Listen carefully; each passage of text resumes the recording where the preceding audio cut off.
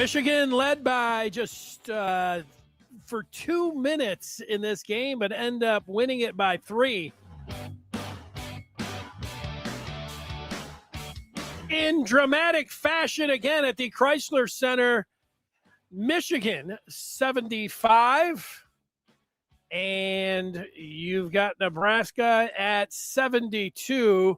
Welcome in to the Michigan post-game live show. I want to make sure I had that final score right. 75-72. It is correct, and it is final. Michigan 19-1, and they serve up the Cornhuskers their first loss of the season.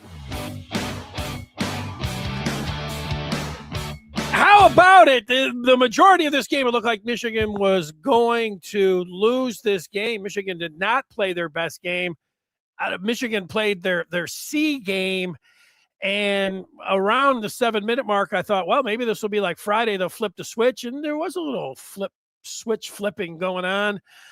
But then it looked like they were not going to win this, but they found a way to make some plays at the end. And I'll say, you can go to a couple different ones, the big-time plays down at the end. But, Michigan gets – in a tie game, Trey McKinney, the freshman, a baseline. I don't think he was thinking about just floating it up there. Very difficult shot. I think he was thinking about using the glass, but there was contact, no call. It was a very physical game. But he makes that shot and gives Michigan their first lead since it was just 3-2 in the game. And then, Nebraska missed some threes, the threes that they were reining in all game. And, Mara made a big free throw. He had to have one, and Michigan needed to make a defensive stand there at the end. And Nebraska, again, who was throwing it in from everywhere, did they miss their last 11? I apologize. With 10.2 seconds to go, they're inbounding the ball from the near side, and Nebraska is down 3. And I don't know if it happened to everybody. It happened to me. Peacock freezes up. Freezes up for a second. And sometimes you get some buffering. And I'm thinking, okay, it's just buffering. And then nothing. And after 10 seconds, it's still frozen.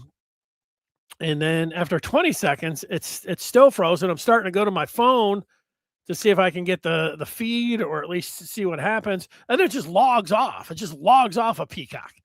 And so then I'm trying to log back on. And it takes, I don't know how long it takes you, but, on my upstairs TV, it's a lot quicker. I can, it's a smarter TV. This one, not as smart. It takes 2 or 3 minutes. It was over. But I was listening to it. I got to listen to the last second. They had another 3. So I don't know that they missed one. It go out of bounds. It was on Michigan. Key points, but I'm not sure. But I knew they missed 2. So I think they missed their last 11. That was the point of this whole thing, and Michigan hangs on and wins a game that I don't know if you'd say that they shouldn't have won because they fought back. They got within 2 at halftime, and they weren't great from 3. And then Nebraska went ice cold, and then Michigan found a way to win. It's good. I mean, you got to find a way to win, and they do find a way to win. And you're not going to apologize for that. There have been plenty of games where a team has played well and, you feel like you're snake bit, end up losing a game. This one, not that way. It was one of these where I think Dusty's congratulating everyone, and then he's talking to all of his assistants and everything else and say, wow, we got a lot of work to do. This is and I think that's it. I think out of this, it's great. Michigan's in a great spot. Michigan State looked like they were going to lose. They came back. They won in overtime, sets up the huge title fight on Friday. But I think Dusty and company, they're happy that they won the game. They're ecstatic that, they're 19-1 on the season, but they know that they have to play much better because they could have a couple more losses right now. And the calendar's getting ready to flip. Friday, this game was very a physical game, and the refs, something, I don't like all the time talking about the refs. You can sit around talking about them every game, but this game, it was part of the story. It was a physical game, and there were 2-3 plays 4 plays that I thought there was one. Cadeau was driving, and you got to call something. You want to call a travel on Cadeau? He didn't travel.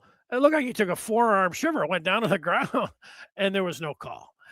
And Trey McKinney, there was another one where he was going to the basket, and you got to make a call. There was no call there, and you're throwing up your hands, and so you get those, and then Mara was stripped underneath. There was a lot of contact late in that game. There was no call, and then there's a little touch foul. There's a little touch foul. If Sanford, he was faking it. I guess he was faking it. He was faking it because Mara barely had his hand out there. He looked like somebody hit him with a taser. So the officials had a really bad game. They were letting everything go, and then they weren't, and then so that's got to be frustrating. But that was part of it. But in the end, Michigan is sitting here now thinking about, all right, let's you don't have to regroup, but what do they need to do to get better? Well, the turnovers, which they were better at, they weren't right at the beginning of the season. It was a lot like last year. You're thinking, okay, you like the team, but they commit too many turnovers. And then they didn't. They seemed like they took care of it, and they started taking pride in it, and they had done really well in protecting the ball. And not in this game. They look undisciplined. They look where they're out of control. It's almost like they don't do this, but this is the way it looks. They're dribbling the ball, and it looks like whoever has it closes their eyes for 2 seconds and then either just throws it up in the air. That's the way it looks. I don't know.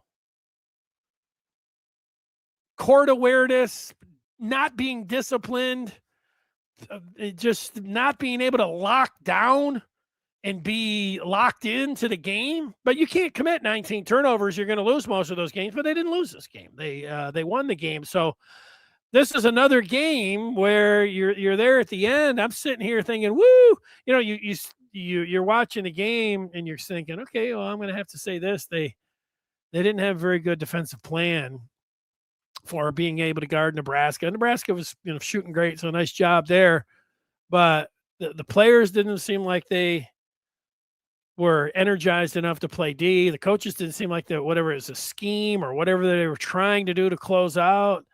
And then even in the second half, when they went on that double-digit string of threes that they missed at the end of the game, they had a bunch of good looks, very good looks. I mean, wide open looks that they ended up missing. So that's something that you say, I don't know if you say you're lucky. I don't know if you say you're lucky. You're fortunate. I think you say you're fortunate. And you're not apologizing for winning the game. You just know that they got to be much better. If they're going to win the Big Ten, if they are going to be a team that is going to win a championship, they've got to buckle down on their three-point defense, on how they're communicating and how they're playing this, whether they're going to switch it, whether they need to get out on guys, and they need to get back to where they're valuing the basketball and not closing their eyes and just throwing it up in the air. Or they're not going to be in the Final Four. They're not going to beat Michigan State if they act like that. But, that's, I don't know if that's for another day. I mean, it's for right now. I want to be, I enjoyed the game. It was a different experience for me as I listened to the first half driving in. And I'm listening to Bush and Terry Mills on the radio, and it's just like, whoa, it's raining threes. And, oh, Michigan's pounding it inside, and Nebraska can't miss. And last year it was a low-scoring game, and this was the antithesis. And this is Michigan's down 11 points. Are they going to get blown out at home? What are they doing? Nebraska, who shoots over half of their shots are from downtown. We know this. They're lining up their threes, and they're getting way too many clean looks. Now, that's the way it sounded And then I'm looking at the live thread on the Maize and Blue Review, and people are beside themselves. They can't figure out why Michigan is allowing the clean looks that Nebraska is getting, where fans of Michigan on the live thread of the Maize and Blue Review seemed like they knew. I know they don't. It seemed like they knew more than the coaches on what to do. If you'd have taken 5 or 10 or whatever, hey, let's do something different. The flow of the game is no. You had to do a better job, but they're sitting here and it's much better. It's like back to the Penn State game. A lot of things that you didn't like, a lot of things that you're looking at, and you're talking to different players and talking to the team as a whole, saying, okay, we got a lot of things, they like to say clean up. They got a huge cleanup. But when you win, you say, hey, we won. Okay. And then you got the heavyweight fight coming up on Friday. State with their own issues. Looked like they were going to drop a game, and they came roaring back, got it to overtime. I was monitoring it a little bit. It's not as much fun watching Michigan State look like they're going to lose when it looked like Michigan was going to lose too. And then State won, and you're like, okay, is Michigan? And then Michigan was able to hold on, obviously. So, I'm going to get to your feedback in this game. We'll, of course, look ahead to Friday, the rest of the schedule. We'll do all the things that we normally do. Michigan was a big, fat, double-digit favorite in this game, 11.5-point favorite. The Huskers were down 2 of their top players.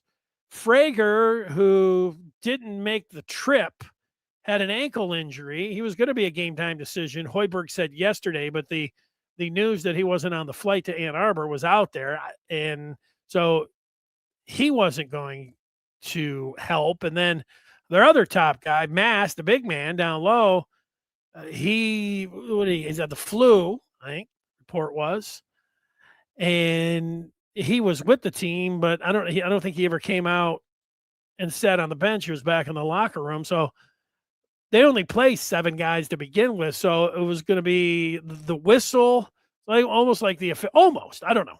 It's almost like the official said, well, if we call this a tight game, Nebraska, there's no way they're going to win. So let's just swallow the whistles. Now, I don't know if that the first thing is why they swallow the whistles, or they just swallow the whistles. I'm gonna say that I think they wanted to make it a good game, top 5 matchup. Number 3 versus number 5, an undefeated Cornhusker team. And as poorly as you thought Michigan played at the half, and look, Nebraska shot 53%. They knocked in double-digit threes at the half. And they shot 59% from the field. And you're thinking, wow, there's no way that could continue. But Michigan, they weren't shooting that bad from 38%, but they had 66% field goal percentage at the half. We could sit around talking about these numbers through 20 minutes and say, these are pretty incredible. You don't see shooting like this from both sides. Nebraska was up double digits. They got up by as many as 11. Looked like it was going to be a long night for Michigan. Morez Johnson Jr. had 13. Michigan was going down low. I think the fans want, and I get it. They wanted to see, instead of shooting threes and missing them at the clip that they were, why not go get those twos? Why not post more? Why not get the ball down low? Why not find Johnson Jr. more? He had a baker's dozen at the half. Lawrence was incredible, and so was Sanford in the first half. These guys had 16 and 14 respectively. So pretty amazing to see that Michigan was just down 2 points at the break. And then let's look at some of these second half notes that I have here. Michigan, they continued to play where, they had the 8 turnovers. They had more in the second half. They were out of control. They were not getting to their spaces. They were not taking care of the basketball, way too loose with their handles, way too dangerous with their passes. And a lot of them, I don't know, lackadaisical when it comes to the turnovers. Now, the second half, Michigan came out and you say, okay, they're going to adjust on defense. And maybe they did, but Michigan came out ice cold. They couldn't hit a bucket to save their life in the second half. And by their defense, or luckily, Nebraska was matching them as they were ice cold to start the second half as well. But Michigan, it was only a 2-point, but it was an 8-point lead. It was there for a while. Michigan was chipping a little bit, but you didn't have a sense unless they were going to flip the switch like they did against Ohio State on Friday. Because Northwestern Nebraska, they throw these back cuts, and they looked like they had rhyme and reason and discipline with what they were doing. And then Michigan got within 2 points with 7 to go. That was the switch flipping I was thinking of. And then it was back to 3 with 6 minutes, back to down 3 with 4 minutes. And then Yaks hit some free throws with a little over 3.5 to go to make it a 1-point game. And then you had Morez, keeping it right there as a 1-possession game. And then McKinney made a steal. Cadeau hit some free throws to tie this game with 2:16 to go. Jacobson had a miss. Mara had a miss, but that's when McKinney came back and had a big steal.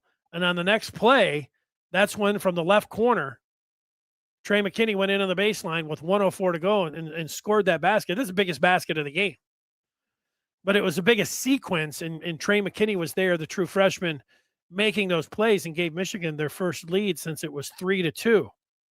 Nebraska missed a 3 coming down. And you had Mara after a Yaks miss. We'll get to Yaks' 3-point shooting for sure when we look at the box score. That was a big rebound by Mara, who then stepped up and split a pair at the stripe to give Michigan the 3-point lead. And now you're down to 16.4. You're getting down. There's a foul, and then it's 10.2. And, you got to hang on and play some defense and hope Nebraska is going to miss their last 2 threes. I thought Michigan might go to fouling there with 10-2. And again, my feed via Peacock froze up with 10.2 to go. So there it is. Michigan comes away with the victory, 75-72. They move to 19-1 overall, 9-1 in the Big Ten. Woo! I'm going to get to the feedback right after I get to the player of the game. And my Maize and Blue review player of the game goes to the freshman, Trey McKinney.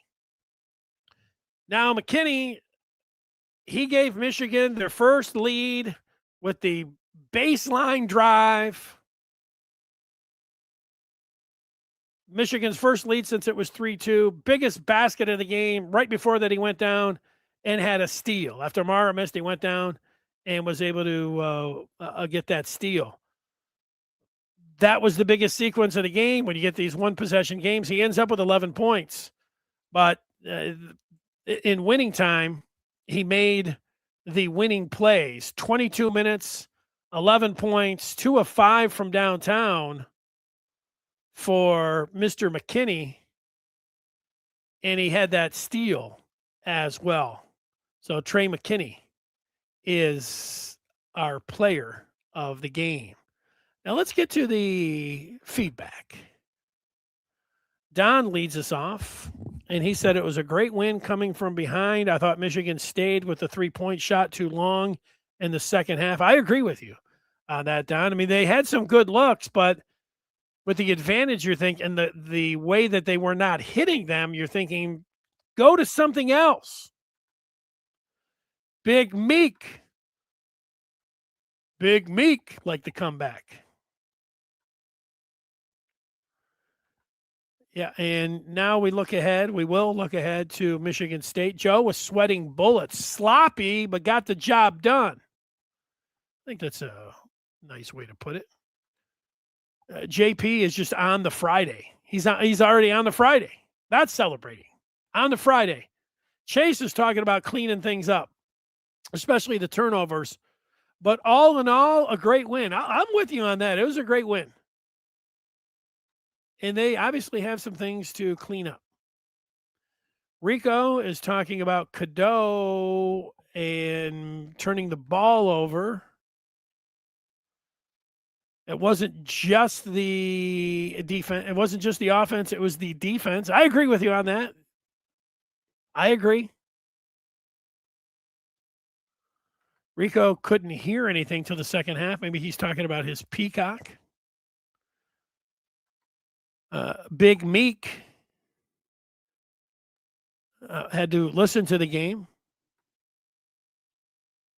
Chase doesn't listen to Peacock. Old Smash said it was a painful watch until the comeback.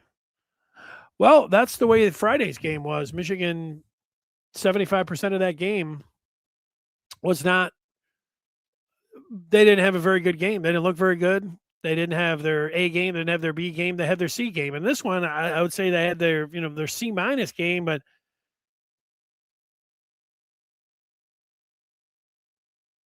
making some plays at the end, give them credit there.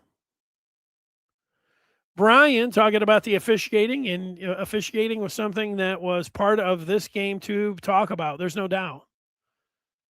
And Brian says Michigan got the worst because they are athletic, but terrible both ways, really embarrassing. It was terrible. I agree.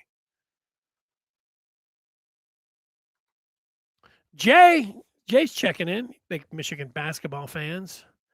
He's pointing out that the free throws went our way for once. The refs were awful. Turnovers were atrocious. Going to need these type of games come March and April. Yeah.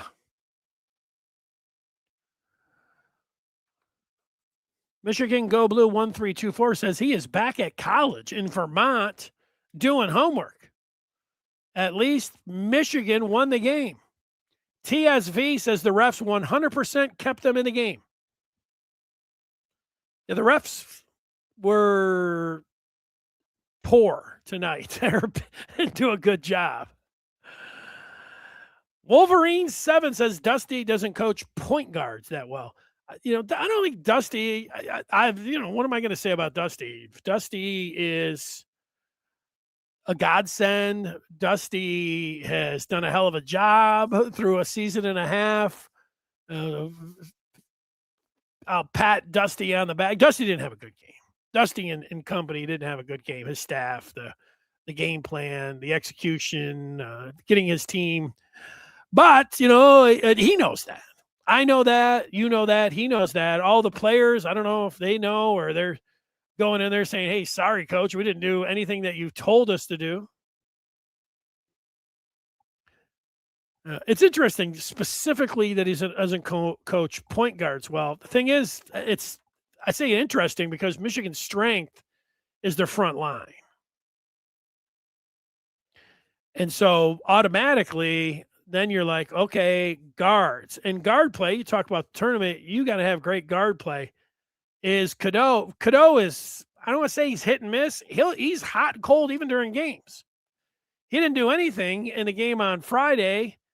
And then with 7.5 to go, he hit a triple. Then he hit a pick and roll. Then he hit another triple. And then he spoon-fed Mara for a bucket. And a nice sequence. You can't get away with that all the time. You need a lot more. And defensively, he's picking up fouls in the backcourt. You can't do that. He's too valuable. So he's got to be better. I don't know why they kept settling for threes. Here's the first one. Wolverine 7 says Michigan is beating Michigan State on Friday. There you go. Now you're talking. You like to see the turnovers down. Go Blues proud of them. Willow Brook is talking grit.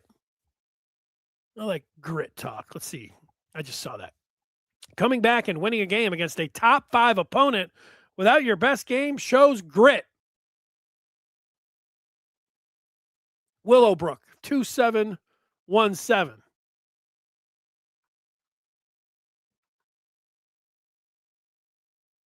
Zamaya says we trailed 95% of the game and won. That has to feel good. Too many turnovers. Gutsy win. The way Izzo manipulates officiating at Breslin, I'm always nervous going there.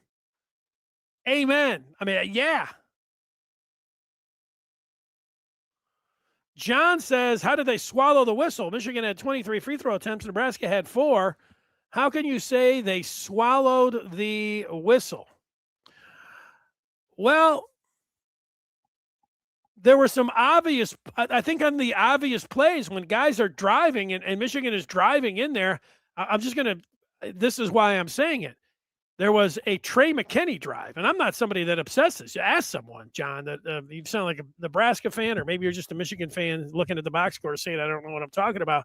I'm talking specifically about Trey McKinney driving and getting knocked to the ground. You have to call an offensive, you got to call something, and there was no call.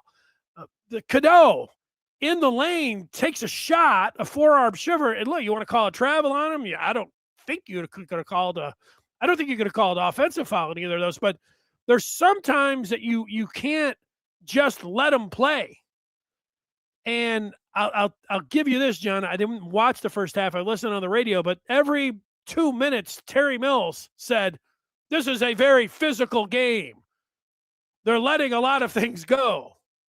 So we would have to sit down and watch. And then Mara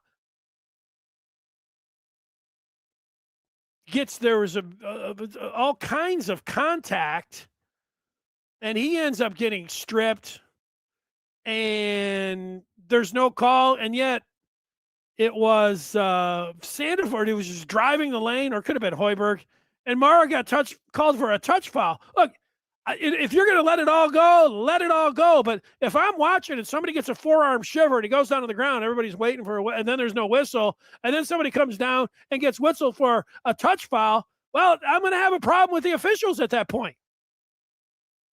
So sometimes the box score, and you're looking at the free throws, I get all that. But that's the way I felt. Yeah, I didn't think Michigan got bailed out by the refs, John. I think you and I watched a different game. But when you go back to Lincoln and you'll understand that if you want to rewatch this game, pull your head out of the stats, pull your head out of the stat sheet, and watch the game. It was poorly officiated. They didn't have control of the game. And then they were way too inconsistent on each side, way too random. Michigan was not bailed out by the refs at all. Michigan was bailed out by your team going cold, ice cold from downtown. And I guess I'm going to have to go back to the old standby when it comes to Nebraska. That N on the side of your football helmet and your jersey does not stand for knowledge.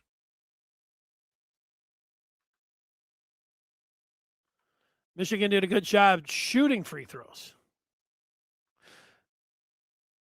But hey, John, it's my opinion. And I appreciate yours, even if I don't agree with it at all. Nebraska, John saying the Cornhuskers were not more physical by a wide margin, as the lopsided whistles and free throws would suggest. Again, the suggest part. This is where coming in, I don't want to say, knowing the game or watching the game, but again, maybe you're just watching it on your phone, or you came in late and you're like, oh, look at all this. This is the discrepancy. But there's no way that you watch that whole game and have come to these conclusions that you're typing in. I appreciate you coming on here.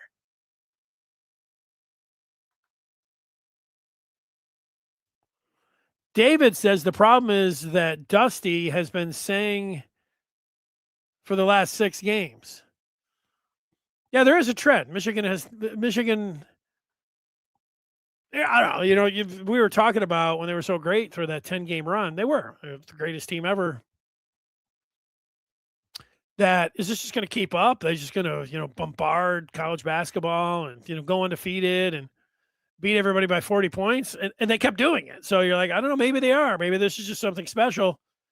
There was some talk. Oh, you don't want to peak too early. I don't know. No, you want to play as well as you can every game. You can't, when you're winning by 40, say, well, let's dial it back a little bit.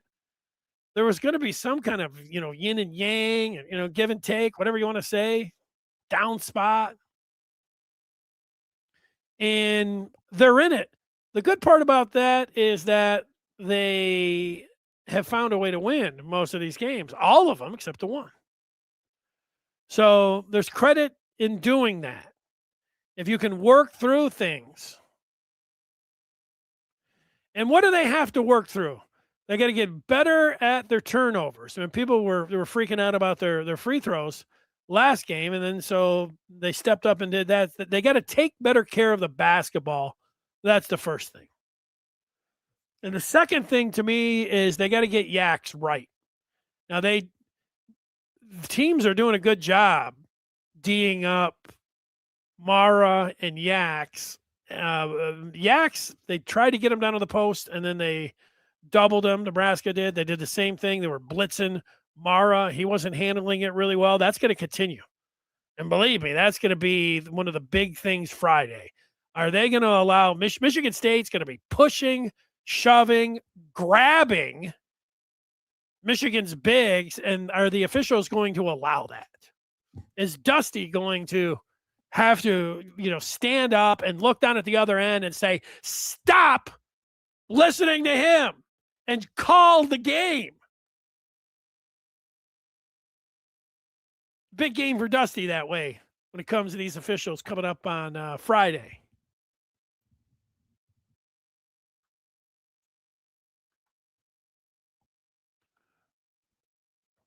Yeah, the clean things up part.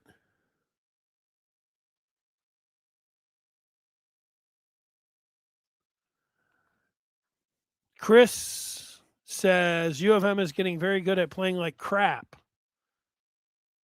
At the same time, and he says, what the hell? Well, I would just add there, yeah, they're getting very good at playing like crap all at the same time and yet winning.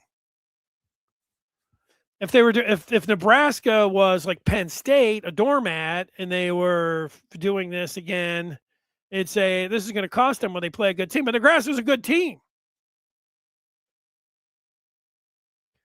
And they were shorthanded. But you could see the way that, and I like watching Nebraska play. Sanford and Jacobson and Lawrence and Horiborg, those four entertaining players. They had no bench.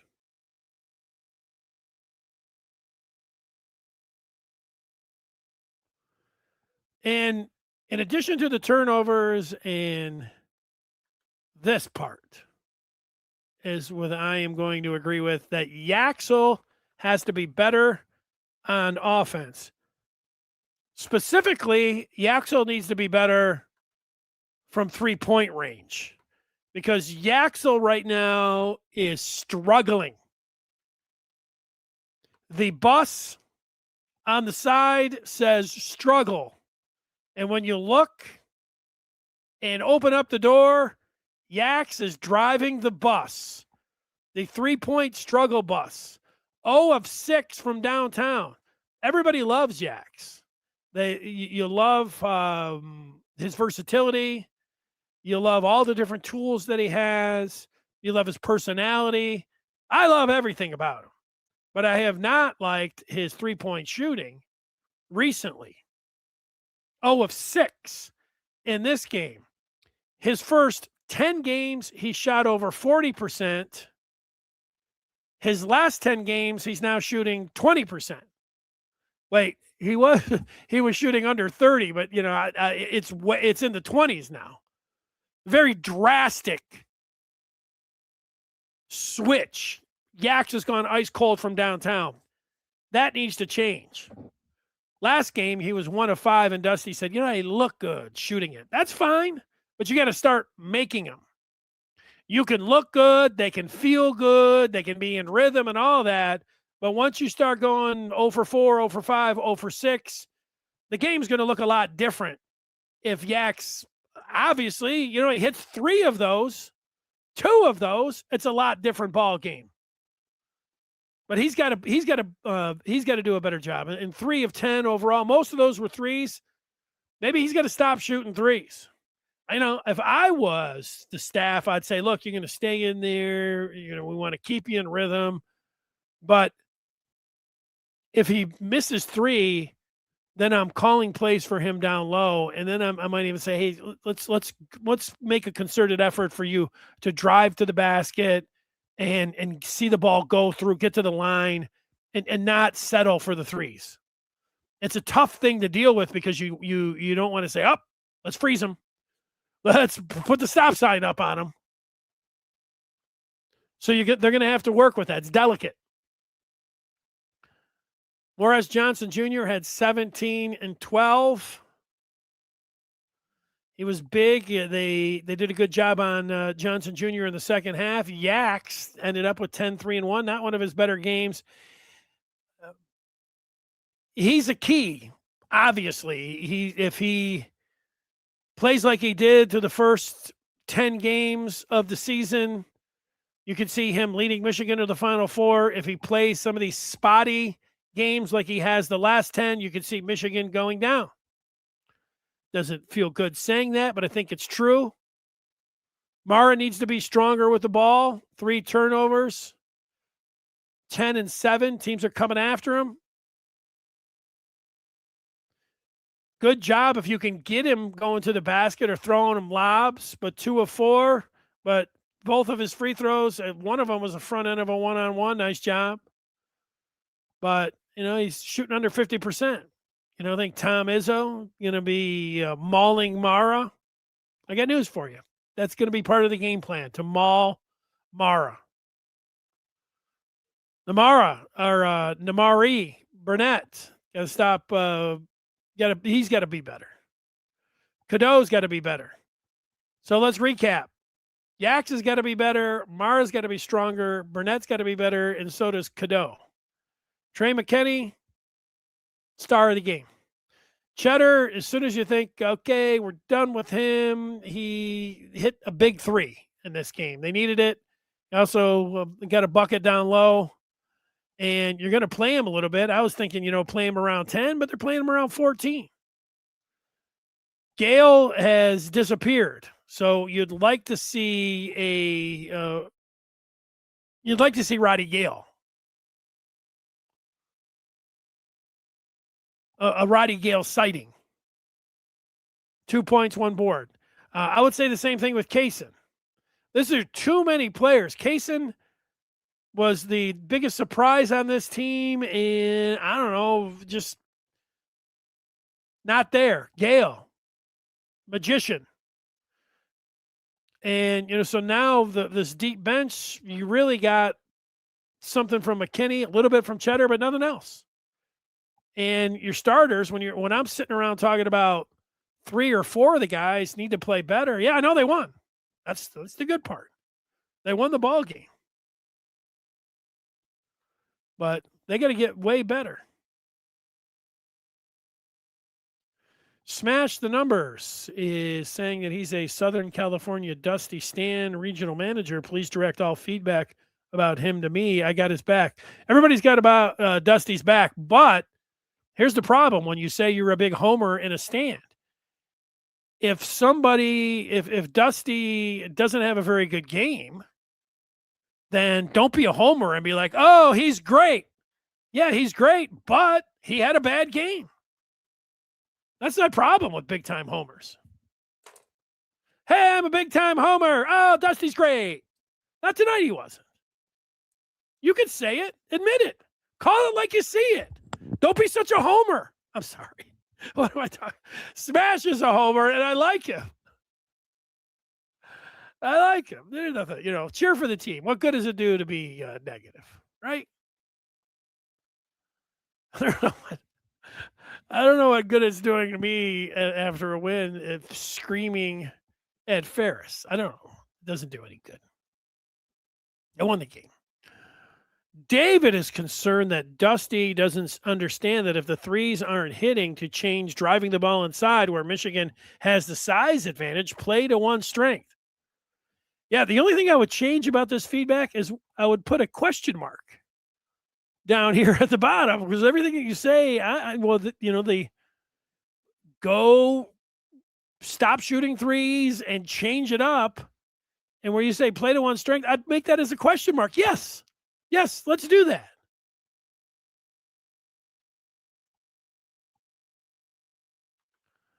John says, I don't know how it's even a debate. Nothing against. It's reasonable to point out the lopsided whistle.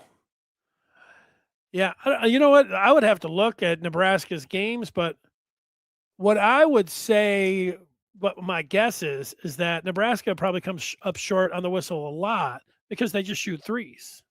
Over half of their field goals are threes. You're not getting fouled on many threes. Where Michigan is posting the ball up back to the basket, Morris Johnson Jr., Mara, they do have some guys that are driving, and you're going to get more whistles that way. So it's just a product of how you play. There's got to be at least a little bit to that. And if you really want, we'll get a tape of this and we'll do a live together and we'll break down every play. We'll watch it. We'll say, hey, was that a good one? Was that a bad? What did you think? What did you think about the call? Who ended up getting the whistle? Cy, calling himself a homer. He said, this was just about the most horribly ref game I've ever seen. Maybe let's use the best officials in a game like this. Yeah, it was they were bad. They're bad almost every game. We all say they're bad, but this crew looks like they just pulled them out of the Y and threw them out there and said, hey, just go ahead, do whatever you want. Call random things, don't call it, whatever. Put your hands over your eyes. Don't make any calls.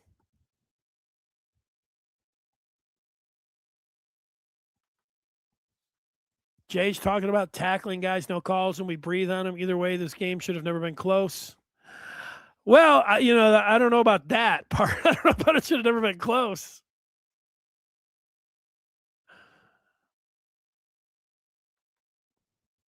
Oh, is this John calling? I thought it was a typo. He's calling Michigan MU.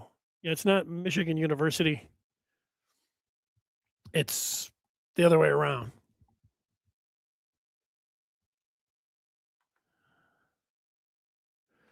The Michigan fans aren't agreeing with your assessment, John.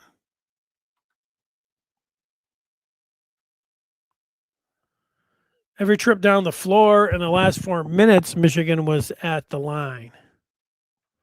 See, I was keeping track of the last 4 minutes. Let me see if I made any notes about what was going on there. Well, yeah, you're getting an offensive rebound and going back up. It's let it go.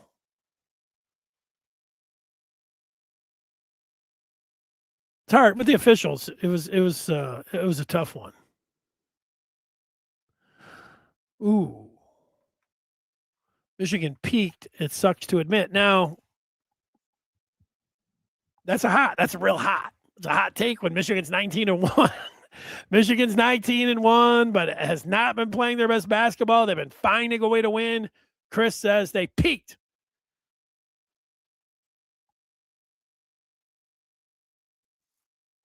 I think it's good news that they peaked so early, Chris. Mostly games like you see tonight is what you normally see, even between the top teams. You see rock fights, you see fist fights, you see a team like Nebraska come in that is exceptional from outside and back cuts, tough team to play, different styles. And it comes down to the last 5 minutes of the game and make a shot, miss a shot, get a call, don't get a call, find a way, make a free throw, get a steal, make one big play. Those are normally how it goes. But the reason that it was good that Michigan peaked when they did is that what they showed is that they can roll 3, 4, 5, 6, and in that case, 10 games. And that's what you're looking for towards the end of the season, putting it all together and being able to, for 6 games, play your best basketball or find a way to advance, and that you can win it all. There's a lot of these teams you look and say, no, I don't know. they're pretty good. I wouldn't want to play Nebraska in the tournament. They can beat you. They're probably pull a big upset against someone. They get hot. I can see that. But it doesn't suck to admit that Michigan peaked. It doesn't mean that they peaked and then it's all like going to be straight down. They can find that again in that confidence, and they know they can do it. I feel pretty good about that. Yax is going to have to make more than 0 threes when he shoots 6.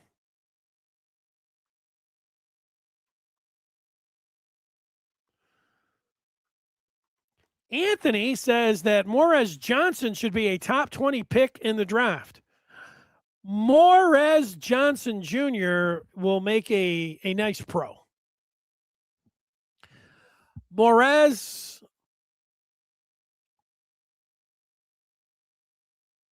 when he came in, a lot of Michigan fans said that he reminded them of a mixture of Jalen Duren and Isaiah Stewart from the Pistons. And Isaiah Stewart is the best rim protector in all of basketball, in the world right now. You drive the lane and try to dunk on the Pistons, Morez is like Isaiah Stewart in that Stewart will be standing on the basket and he's not allowing it. He is going to meet you at the rim and he's going to try to block your shot. Morez Johnson's got a lot of that. Now, Duren has taken off so much this year that it's such a compliment, but Morez shows flashes of that kind of Jalen Duren offensive ability as well. And because of that, would I be surprised that he could go? I haven't looked at too many mock drafts recently. It's a loaded draft year. I mean, there are players coming out of everywhere. But yeah, I think Morez Johnson. He feels like a first rounder to me watching him.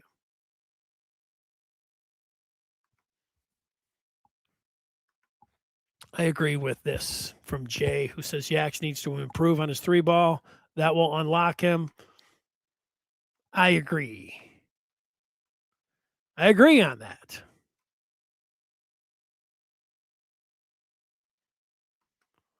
This would be nice. Maybe Michigan has 2 peaks. Peaks and valleys. Hey, it's nice to have a valley and you're still talking about a win. You don't always get to do things like that. It's reflecting a little bit in some of the statistics out there. Some of the analytics, maybe I should say. Michigan got as high as 2. They were knocking. I watched Arizona and BYU last night. That was a hell of a game. DeBonsa and some of the guys from the Cats. I mean, those. I don't know if I want to play BYU in the tournament either.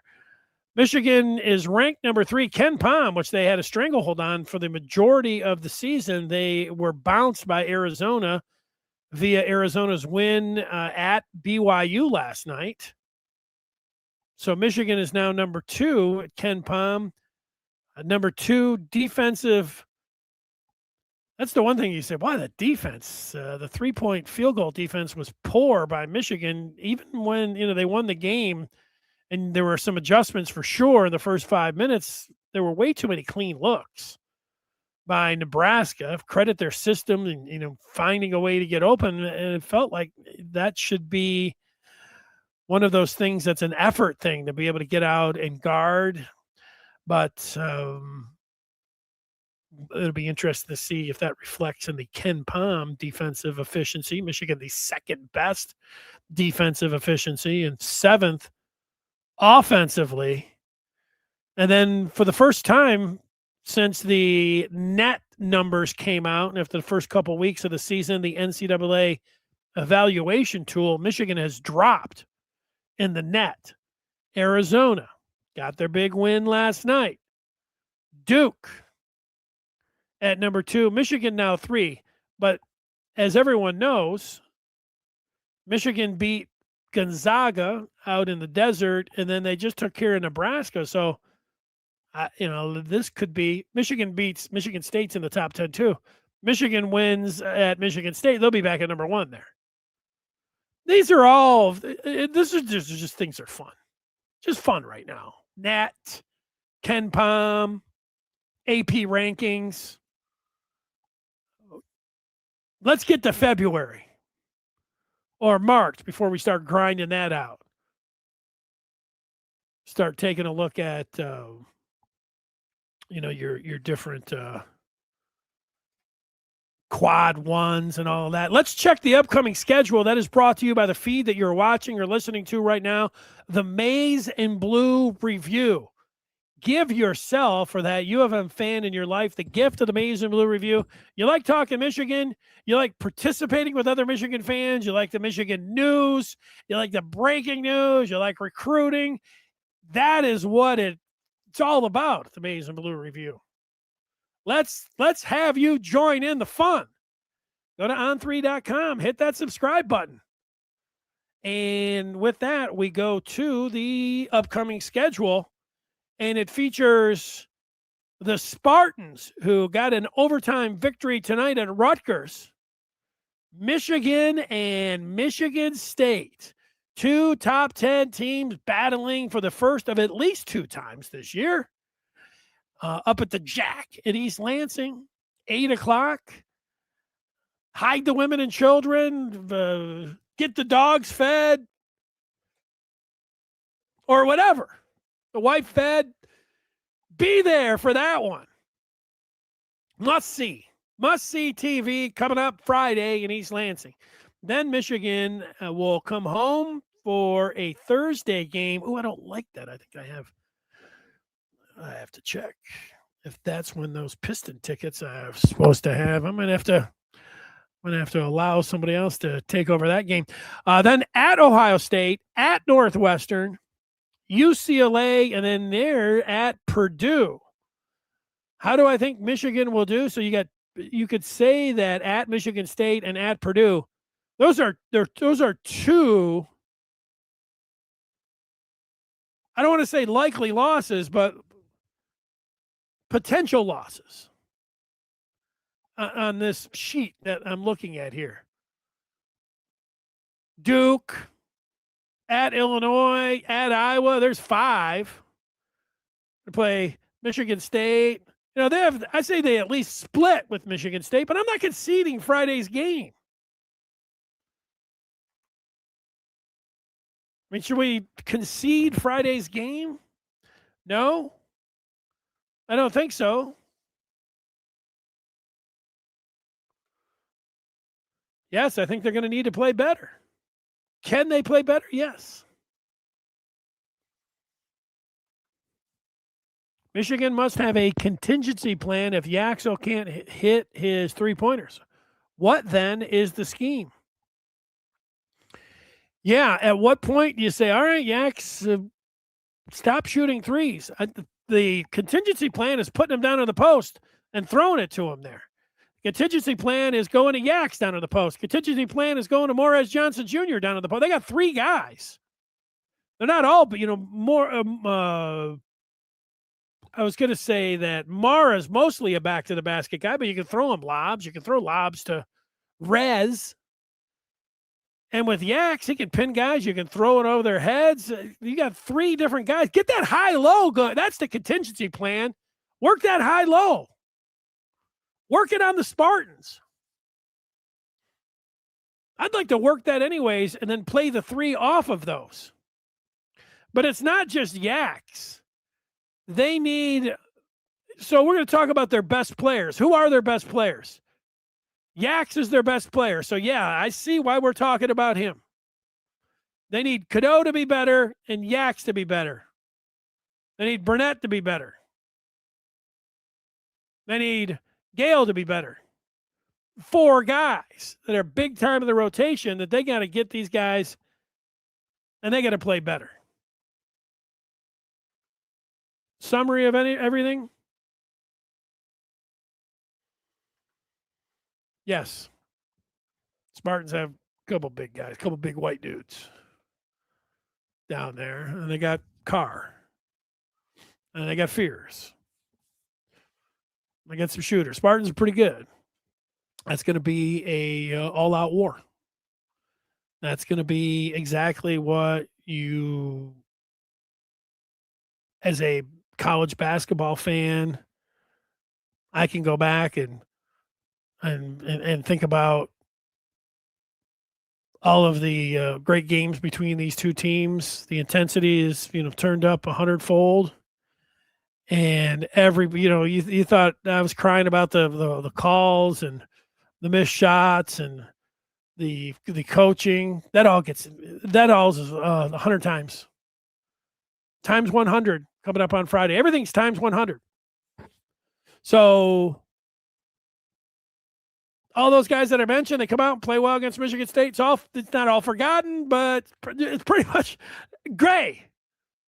You did it. This is it. This game coming up. You want to make everybody feel good when you're flipping the calendar and going to talk great about you again? Go up to East Lansing and win the game. That's what it's about. That's where we're sitting right now. It's going to be great. It's a great matchup. I was almost going to say it was great that both teams won tonight, but it wasn't great that Michigan State won. It was great that Michigan won the game. And now we get to see this rivalry with both teams, completely going at one another. Every call, fans going to be tripping. That's awesome. This is why suddenly there's going to be a lot of basketball fans in the state of Michigan. Suddenly there are going to be a lot of people that are all now talking a lot of smack back and forth. All the people that like that trolling or rolling, it's trolling or rolling week now. Let it go. Open those floodgates. Get after it. Insults. People like that, they call that the hashtag hate week. Now those people, they're coming out. They're coming after you. They want your diplomas. They want to know where you live. Want to know all of that. And it's all good. It's all good, Ferris. Thank you. I would like to thank everyone for watching this post game. Woo! Yeah. It was a good one. We got a football schedule to look at tomorrow. We'll sleep on this game and then see what the thoughts are at 2:00 tomorrow. Those are the two big things, football and basketball tomorrow. I am looking forward to the hockey weekend as well. So it's, you got to purposely, with the NFL being, now over, except the Super Bowl, you got to start throwing yourself into and it's a perfect time. Throwing yourself into Michigan State. Throw it. Put yourself in there. Do it. Throw yourself into hockey. Now's the time. Calendar's getting ready to flip. Thanks so much for watching. Michigan wins it 75-72, and they are sitting now in the Big Ten. All this hemming and hawing and everything else that I'm doing or anybody else is doing. So what? Michigan is 19-1. They're 9-1 in the conference, and they have Michigan State on tap Friday. Thanks so much for watching. You want to celebrate? You want to talk about more? This is where you get into the Maize and Blue. All week long, we'll be doing it. So let's do it. We'll see you over there on the Maize and Blue Review. Go to on3.com. It's the place to be. Everybody have a good night. Thanks for watching.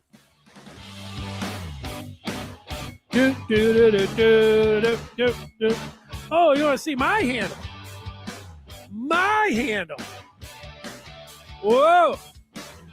Oh, I guess he can spin a ball. But can he shoot? I don't know. How's that jumper look? Oh, you get that pump. Oh, it's clean. Pretty clean release. It's coming out. Oh, no look.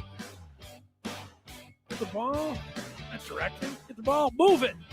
Let's go. Thank you.